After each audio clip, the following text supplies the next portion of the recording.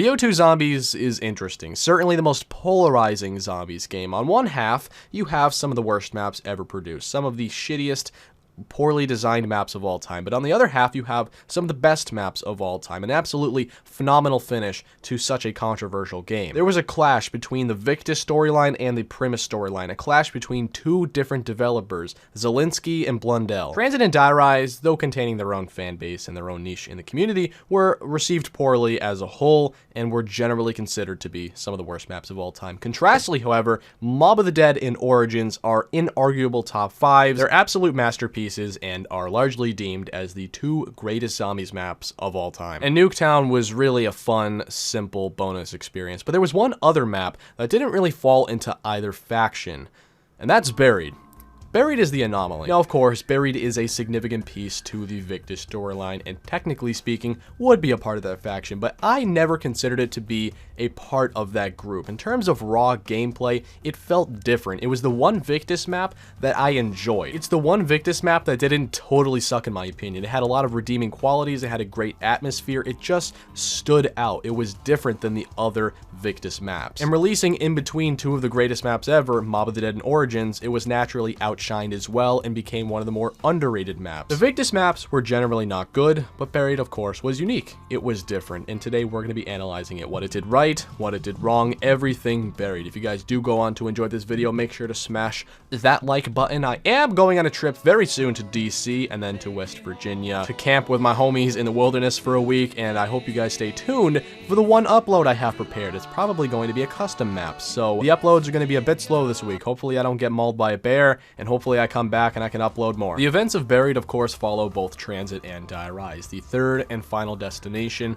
after igniting the other two pylons. The player chooses to either complete Maxis's quest or Richtofen's quest in order to wrap up the zombie storyline. In fact, Buried is the last zombies map chronologically, which was a massive Easter egg with a massive conclusion to end a massive story. At the time, of course, because now we just keep unearthing more and more details with the story. And the fact that it was the ending of Victus back in BO2 and the fact that it was the final installment made it all the more important and already separated itself from Transit and Die Rise. But again, it wasn't necessarily the story that made Buried so drastically different than the other Victus maps. It had a lot more to do with the map itself and the gameplay it had to offer. The number one thing that separates Buried from every other zombies map out there is its atmosphere and its vibe. Though the map technically takes place in Africa due to the shift in tectonic plates after the explosions, the map is really an old American Western town buried underneath the Earth's surface. The map is shaped together just the way an American town would be in the Wild West, which is of course a very unique atmosphere and a very unique location, something we hadn't seen any shred of resemblance to in the past. The buildings made of wooden planks, the dusty, barren dirt ground, the colonial style furniture, all exemplify the West and the time period. Honest to God, hats off to Treyarch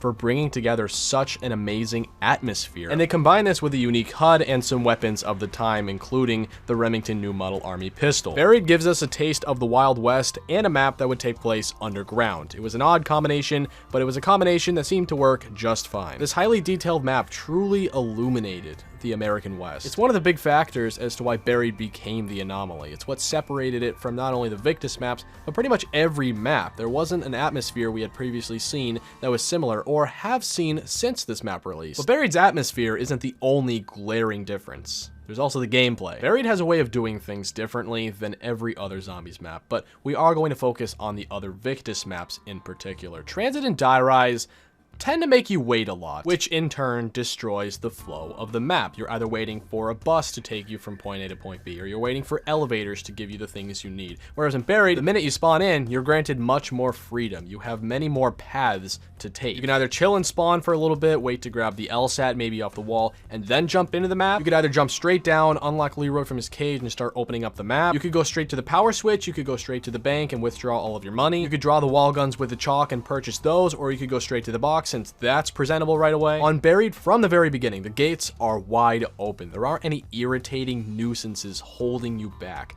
Whereas on the other Victus maps, everything seems to be holding you back. There's sort of an aroma surrounding Transit and Die Rise. When I spawn in, I already feel sort of trapped. I'm either waiting for Ted to move his slow ass or I'm waiting for a specific elevator to arrive. On Buried though, it's much different. Everything is in your control. On Buried, everything seems to be working with you. And this is of course personified through Leroy. I guess his real name is Arthur, but The big motherfucker. You feed him booze, you feed him candy, and he helps you open up the map. He helps you build some of the buildables on the map. He helps you a lot with a lot of different things. On the other Victus maps, everyone is against you. You feel alone. But on this map, you quite literally have help. From the very beginning of the game, you feel the difference between Buried and the others. You jump right into the game. You do whatever you want from the very beginning. There isn't a bus that leaves you behind. There isn't lava that burns you constantly. There aren't denizens scratching your face. There aren't inconsistent elevators all holding you back.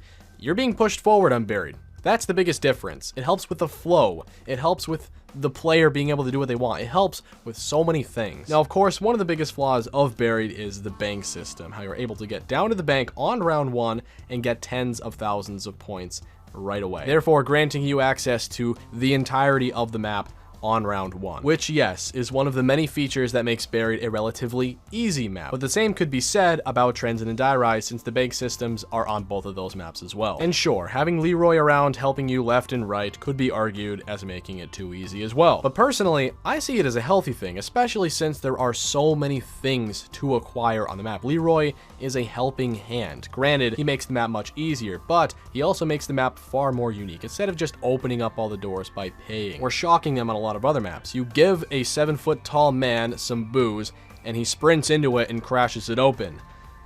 That's unique. Another major difference between Buried and the other Victus maps is that the wonder weapons are in the box this time. The Paralyzer and the Ray Gun Mark II, both introduced on this map, can be obtained by simply spinning the box, whereas on Transit and Die Rise, you have to go on a fetch quest to grab a bunch of parts, which again, can make things easier, but makes things simpler and makes things less irritating. Once you've obtained everything, once you're done setting up, you've got your primary perks, you've got your weapons, and you're ready to pack a punch, then comes the challenge. You see, what Transit and Die Rise fail to do is ease you into challenge. They throw it at you right away. What I like about Buried is they throw a challenge at you once you've already established yourself. Buried builds you up, prepares you, and then strikes. See, if you want to get to Pack-a-Punch, you have to run through the Haunted Mansion with the Witches. The Witches aren't necessarily the most dangerous boss. They do hit you, but that's not the primary concern. The primary concern is, of course, them stealing your points. I'm not saying getting past the Witches is an extreme challenge, but it does require some coordination, it does require people to know what they're doing,